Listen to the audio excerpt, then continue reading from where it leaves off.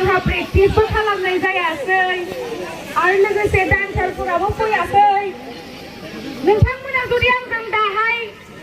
जोंनि गेमा जोबखांनायनि उनाव मोसाफायोबा निश्चय गासैबो बेटिनि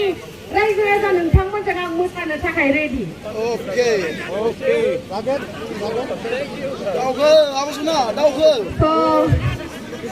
अल बेटिनि क्लाबनि युथ क्लाबनि नोंथांमोनखौ आङो साबायखर बावहरो आंखौ बेसिम इनभाइट खालामनानै लाबोनायनि थाखाय आरो लोगोसे नोंथांमोनखौ आङो साबायखर बावनो सानो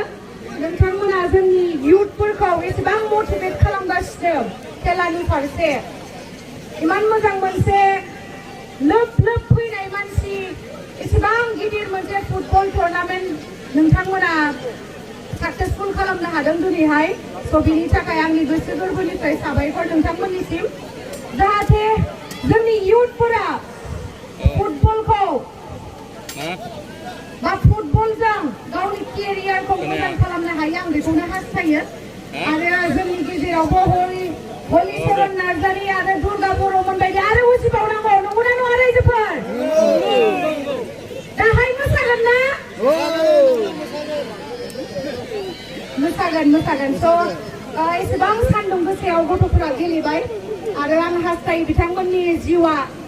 गोबां साक्सेसफुल जायो फुटबल केरियारखौ लानानै आं बेखौनो आसा खालामो स' आं बारा गोलाव बुंबाय थाला एसेबां गरमबो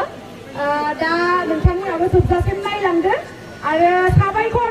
रायजो राजा नोंथांमोननिसिम एसेबां सान्दुं गोसाबाबो